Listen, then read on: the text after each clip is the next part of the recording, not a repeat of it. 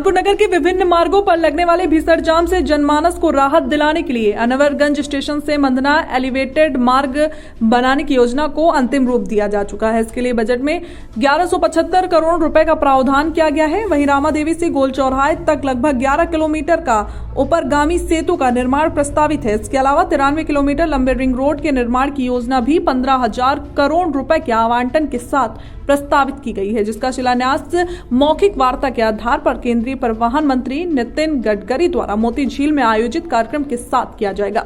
ये जानकारी नगर के सांसद सत्यदेव पचौरी ने पत्रकार वार्ता के दौरान दी। उन्होंने कहा कि इसके अलावा दादानगर व गोविंदपुरी के पुलों की दशा को भी तत्काल सुधारे जाने के साथ ही कानपुर के वकीलों के चैम्बर की समस्या का निस्तारण भी शीघ्र किया जाएगा। इसके लिए आवंटित धनराशि 20 करोड़ रुपए सुनिश्चित है, किंतु इसकी वृद्धि हेतु प्रयास भी किए जाएंगे। इसके अलावा एशिया के मैनचेस्टर रहे महानगर कानपुर के लाल इमली मिल से जुड़े सैकड़ों परिवारों के बकाये वेतन 102 करोड़ रुपए की धनराशि से एक मुश्त अदा किए जाने की घोषणा भी पूर्व काल में की जा चुकी है। सांसद पचौरी ने कहा कि अमृत काल के पहले बजट में सरकार द्वारा अखंड भारत को महाशक्ति बनाने का सफल प्रयास किया गया है। कोविड-19 जैसी महामारी के परिणाम स्वरूप आज हम दुनिया की नजर में विकास दर के आधार पर सर्वोच्च शिखर पर हैं। बुंदेलखंड एक्सप्रेसवे, सड़क सेतु निर्माण विभाग तथा हवाई पट्टियों के रखरखाव जैसी समस्याओं का भी निस्तारण किए जाने का फैसला लिया गया। यही नहीं, देश के सभी राज्यों को उनके आर्थिक विकास हेतु आधारभूत ढांचे के सुधार हेतु 5 दशकों तक ब्याज मुक्त ऋण दिए जाने की दूरगामी योजना को भी क्रियान्वित किया गया है। सांसद पचौरी ने हर घर में नल दिए जाने जैसी प्रधानमंत्री की महत्वाकांक्षी योजना के आधार पर बर्रा से गुजैनी गांव के हर घर में अगले 6 माह में नल के माध्यम से जल उपलब्ध करने का संकल्प लिया। देश व प्रदेश की सरकारों द्वारा प्रस्तुत बजट को समावेशी विकास का प्रोत्साहन तथा समाज के सबसे कमजोर वर्ग के हितों का पोषक बताया गया। सांसद पचौरी ने वार्ता के अंत में सरकारों द्वारा सप्त ऋषि की योजना के माध्यम से अंतिम छोर तक सुधार किए जाने तथा जनमानस की कार्य क्षमता को उजागर किए जाने, संरचना एवं निवेश का पूरा ध्यान रखते हुए विकास के आकाश पर राष्ट्र का परचम लहराते हुए देश की युवा शक्ति को बलिष्ठ बनाने के लिए केंद्र सरकार द्वारा वित्तीय क्षेत्र को पर्याप्त सहभागिता प्रदान करने की सराहना करते हुए कहा कि इससे सुनियोजित एवं ठोस प्रयासों के सहारे ही समावेशी विकास का पथ प्रशस्त होगा। सरकार द्वारा आजाद भारत का 45 लाख करोड़ का अब तक का सबसे बड़ा बजट प्रस्तुत किए जाने एवं आधारभूत ढांचे में सर्वाधिक धन आवंटित करते हुए सबका साथ, सबका और सबका विश्वास अर्जित करने का भी सफल प्रयास किया गया। इसके साथ उन्होंने देश के सबसे बड़े बजट के लिए शीर्ष नेतृत्व का आभार भी ज्ञापित किया।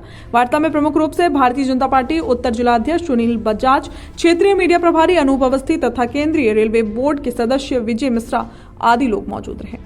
प्रधानमंत्री माननीय नरेंद्र मोदी जी और देश की वित्त मंत्री निर्मला सीतारमण जी का कानपुर भारतीय जनता पार्टी की ओर से और अपनी संसदीय क्षेत्र की जनता की ओर से आभार प्रकट करना चाहता हूं कि उन्होंने जो वित्त वर्ष 2023-24 का बजट 45 लाख करोड़ का प्रस्तुत किया है, उसमें जितनी सौगातें कानपुर को दी हैं उससे पहले कभी किसी बजट में नहीं मिली है। नंबर एक 1 से 2 करोड़ रुपया लाल इमली कर्मचारियों का भुगतान जो 2007 से नहीं हुआ था उसका करने का वादा। नंबर 3 8 से 4 करोड़ रुपया रेलवे स्टेशनों के विकास के लिए, जिसमें 7 से 29 करोड़ रुपया सेंट्रल का, फिर अनवरगंज का, मदना का, पुखराया का और गोविंदपुरी स्टेशन का और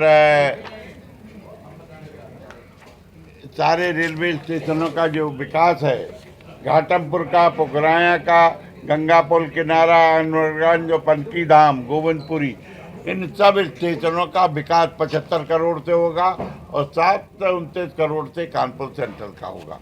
एक बात सुनिए। दूसरी 3 अन्य योजनाएं जिसमें आप चलें, पहले तो एलिवेटेड जीटी रोड का काम जो रामा देवी से लेके मेडिकल कॉलेज तक होना है, वो काम भी 2023 में उसका भूमि पूजन होगा।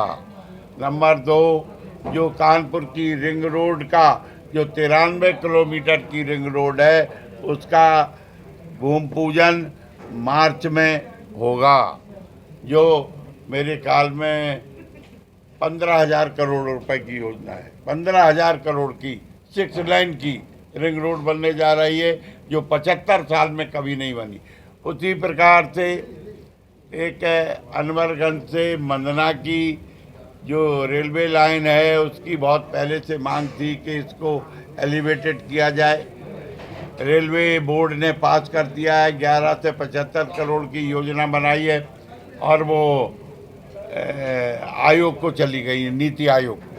और नीति आयोग से कैबिनेट की मंजूरी 5-6 महीने में मिल जाएगी। तो मुझे विश्वास है कि 2023 के अंत तक ये एलिवेटेड रेलवे लाइन का काम भी शुरू हो जाएगा।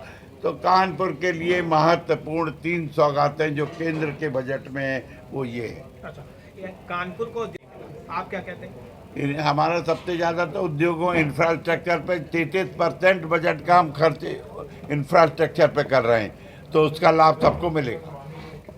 वकीलों के लिए आपने कहा कि 20 करोड़ रुपए उत्तर प्रदेश सरकार ने दिए हैं। हाँ। कानपुर के लिए क्या उसमें अपना भूमिका होगी? क्या 20 करोड़ रुपए कानपुर को सबसे ज़्यादा मिलेगा और यहाँ मैं कोशिश करूँगा कि 1000 वकीलों के चैम्बर बने। चलिए, ठीक है। चलिए, बहुत बहुत धन्यवाद। सांसद स्वरूप नगर में महापौर ने कार्यकाल में एक महिला बाजार बनने का प्रयास था, जी। कार्यकाल को खत्म हो गया। उन्होंने इस पर दुख भी जताया कि मेरा सबसे बड़ा सपना अपना नहीं हो सका। अब जिलाधिकारी महोदय ने उस पर वहाँ निरीक्षण किया, अब कॉमर्शियल कॉम्प्लेक्स बनने जा रहा है। तो क्या लगता है महिलाओं के साथ वो कहीं कुछ जो भेदभाव है वो क्या? कॉमर्शियल कॉम्प्लेक्स पहले भी था और कॉमर्शियल कॉम्प्लेक्स में महिलाओं को कोई निषेध तो है नहीं। खरीदारी तो महिलाएं करती हैं, हम लोग कहाँ जाते हैं, घर का बजट वही खर्च करती हैं। चलिए, बहुत बहुत धन्यवाद।